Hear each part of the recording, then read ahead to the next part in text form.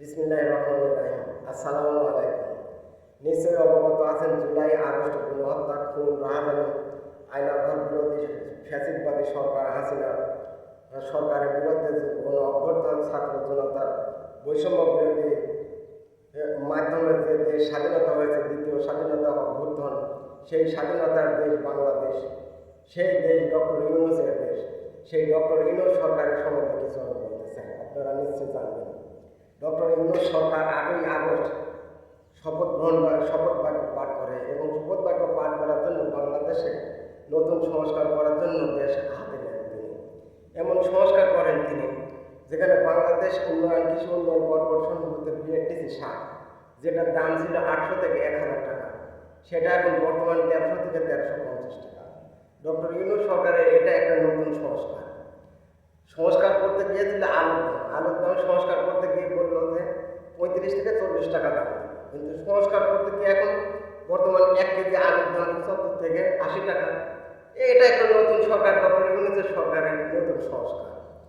তিনি অভিযান চালিয়েছে ভোক্তা অধিকার সংরক্ষণ আইন দ্বারা বহু সংরক্ষণ চালিয়েছেন ডিমের বাজারে, ডিম সংরক্ষণের জন্য।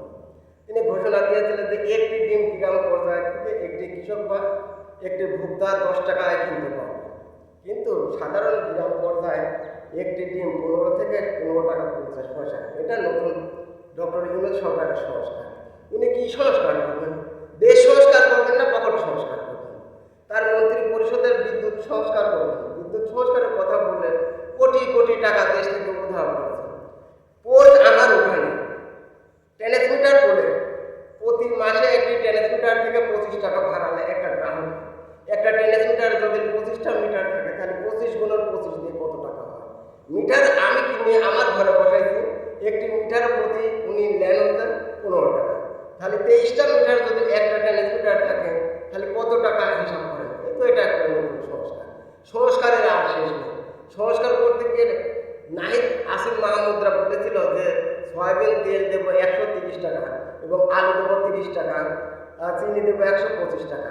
কি সংস্কার করছে আপনি দেখতে পাচ্ছেন? এখন বর্তমান সয়াবিন তেল 190 থেকে 195 টাকা, খুচরা পর্যায়ে 200 টাকা। হ্যাঁ, চিনি ভোক্তা পর্যায়ে সংরক্ষণ অধিকার আইন সেই দোকানে গিয়ে এই দোকানে এত টাকা জরিমানা, এই দোকানে গিয়ে এত টাকা জরিমানা। কি সংস্কার করছে দেখতে পাচ্ছেন? বর্তমান চিনি ভোক্তা অধিকার আইন সংরক্ষণের বেঁধে দিতে 125 থেকে 130 টাকা। বর্তমানে গ্রাম পর্যায়ের দোকানগুলোতে বিক্রি হচ্ছে 150 থেকে 155 টাকা। এটা একটা নতুন সরকারের সংস্কার। এমন সংস্কার করলে বাংলাদেশে কি উন্নয়ন হবে আপনারা জানতে পারছেন? অবশ্যই নিশ্চয়ই অবগত আছেন। দ্বিতীয় স্বাধীনতার পর ছাত্র জনতার স্বাধীনতার পর গণ অভ্যুত্থান, দ্বিতীয় গণ অভ্যুত্থান, সবাই বলল যে মত প্রকাশের অধিকার, স্বাধীনতার অধিকার, মানুষ স্বাধীনভাবে চলাফেরা করতে পারবে। ভোটাধিকার আপনি দেখতে পাচ্ছেন নিশ্চয়ই 3.5 মাস পার হয়ে গেছে। কি ভোটাধিকার করছে? নির্বাচনের সময় তো কোনো প্রশ্নই নেই। কি ভোটাধিকার এরা উপহার দিতে পারে? কি সংস্কার করে নতুন সরকার উপহার দিতে পারে? এ দ্বারা বাংলাদেশে নতুন কোনো সংস্কার করা সম্ভব না।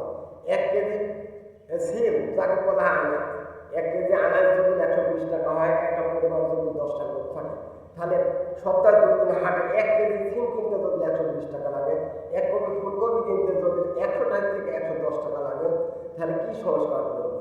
আর জলপাই, যেটা সাধারণ মানুষ খায় না, সে জলপাই কিনতে হয় 1 কেজি 60 থেকে 65 টাকা। এটাও একটা নতুন সংস্কার। এত সংস্কার করে বাংলাদেশ কত উন্নয়ন করবে? এই সংস্কারকে আপনারা নতুনভাবে আর কিছু চান বা দেখতে পান? সংস্কার সার সম্বন্ধে আমি কিছু বলতে চাই।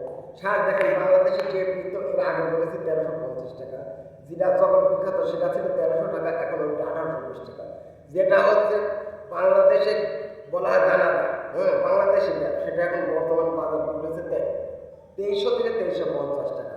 আর কি সংস্কার করেছে দেখতে পাচ্ছেন?